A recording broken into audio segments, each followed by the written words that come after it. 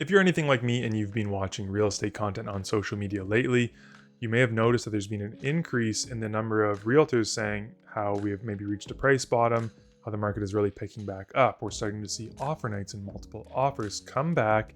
And I feel like it's really stirring up a bit of FOMO with buyers. I've had a few people reach out to me specifically to say, Rob, is this dip in prices a blip? Am I missing a rare buying opportunity?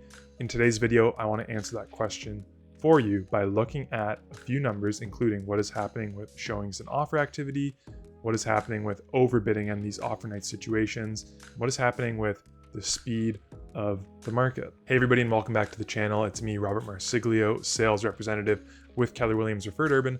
I live out here in Durham region, serving the great people of Durham region, but also the rest of the GTA. And on this channel each and every week, my goal is to bring you some clear, objective data to help you paint a picture as to what is happening in the Greater Toronto Area real estate market. So whether it's your first time stopping by or you've been here a bunch, all I ask is that if you get some value out of this video, please click the like button, hit the subscribe button as well, and maybe share this with a friend who would get some use out of this information. One more thing before we hop into it, if you have any questions about anything I covered today, there is a link in the description of this video that says book a call.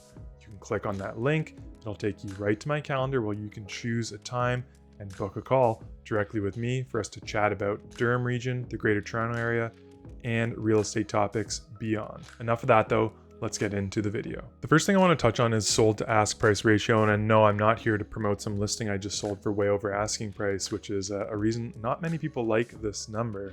But I want to show you that we're not going to be seeing many of these sold over asking signs even with this supposed increase in offer night and multiple offer activity. Just because we're seeing offer nights and multiple offers does not mean prices are going for way over the asking price. As you can see, we have yet to break that magic number 1. Anything over this red line means it's sold on average for more than asking, and anything under this red line means that it's selling for less than asking. So in week 4 of January 2023, properties are selling on average at 99.5% of the asking price. A year ago at this time, they were selling for 115.5% of the asking price. So just let that sink in. Just because you're hearing about offer nights and about multiple offers does not mean you're getting into these crazy overbidding situations. If we break those numbers down a different way, we can look at the percentage of properties that have sold over or sold under the asking price. So through 25 days in January of 2023, we've seen about 2,500 sales. Last year, we saw about 4,900 sales. 80.7% of them last year sold over asking price, at or over asking. And this year, it's about 27% that have sold at or over asking. And then again, on the flip side, obviously, it's that 73% of properties are selling for less than the asking price still to date in January, even with all this multiple offers and offer night situations. I'll digress very quickly here just to show you where those sale counts would stack up historically. So this is looking at monthly sales for the last 3 years across Simcoe, Dufferin, Durham, York, Peel, Halton, and Toronto. So you saw that we were at 2,500 sales through 25 days. The previous low was met in April of 2020, first month of the pandemic and lockdowns, at 3.3 thousand sales. We kind of matched that in December of 2022, so last month. This month we're kind of on track to do maybe 3,000 sales. So again, another check for you.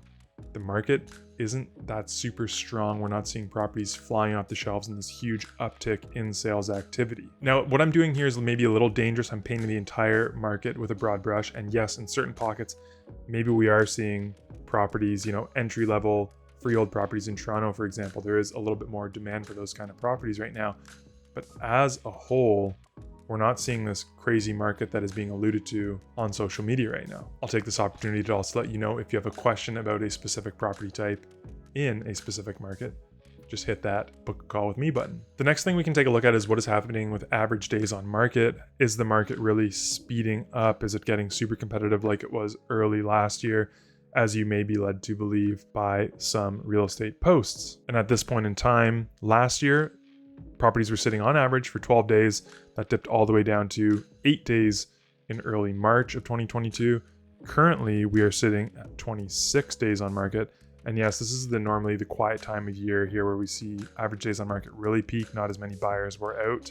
So it is a bit busier than we saw in early January, late December. but still compared to last year in November, October, properties are still sitting for longer than they were. So offer nights and multiple offers are not leading to crazy overbidding. We are seeing a ton of properties sell for less than asking price, and buyers do have a little more time to consider properties because on average, things are sitting there for at least twice as long compared to this time last year. But before something is sold, there needs to be offers on the properties and there needs to be showings. So let's look at our Broker Bay analytics, which is the kind of booking backend that a lot of realtors in the GTA use to book showings and to register offers, to get an idea as to whether or not showing and offer activity is up and whether this may lead to this hot market that is supposedly just around the corner. So let's start off by looking at showings per new listing. And again, the reason we want to do per new listing is that obviously as listings increase, showing volume is going to increase. So we just look at the number of showings, we could kind of paint a picture, hey, it is getting busier. But how many people are stepping foot through your property on average per new listing? So we can see that things really peaked because of lower inventory near the end of December. They fell off into early January. This is because of a kind of decrease in showing activity.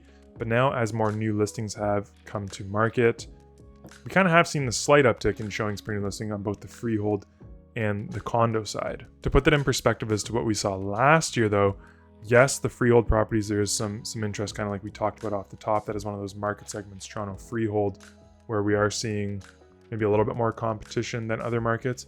But the condo market is still really lagging where we were in early 2022 for that same time frame. Similar story with offers. We all know that it's not showings that sell properties, it is in fact the offers. So we have seen a pretty steady uptick in offers per new listing in Toronto freehold properties, as well as condo properties, maybe not to the same extent. There's a lot more condo inventory in Toronto than there's freehold inventory right now. But one more time to compare to last year, the levels we are seeing of offers per new listing, condo's a big spread between what we saw last year at this time. Freehold, not quite as big of a spread, but still, I'd say, it's about 66% of offers per new listing this year as we were seeing last year. In the 905, it's a bit of a different story. We saw a bit of a flurry or uptick in activity leading up to, this is the week ending January 21st. But since then, into the end of the month, showing activity has slowed down kind of across the board in Durham region, York region in blue, and Peel region in black. And the same thing in offers. They all did peak offers per new listing last week, let's call it, but the week ending January 28th, things are down pretty significantly from the week before. So I'm not really seeing that increase in flurry, at least a sustained increase quite yet per new listing. I hope this breakdown and taking a look at these numbers has kind of helped you paint a better, clearer picture as to what is happening in the real estate market across the greater Toronto area. As a recap, just in case it's not clear, I am not seeing kind of the same things that some other realtors are reporting in terms of this is a once in a lifetime, once a rare opportunity to buy a property here. I honestly think that despite inventory levels being pretty normal compared to what we've seen historically, definitely much higher than we've seen the last few years, I think that there's a low inventory of nice homes. I think that sellers may hear some of this. It's a great time to sell now, but be a little too late to the party. And come spring, if we see this flood of inventory, as I've kind of been predicting, I do think that there'll be some more room to move downwards in prices going forward. So right now, at this point in time, I wouldn't say to any buyer of mine, buying right now is the best idea for you if you're looking to pay the least amount of money possible. That being said, every single market is different and every single situation is different.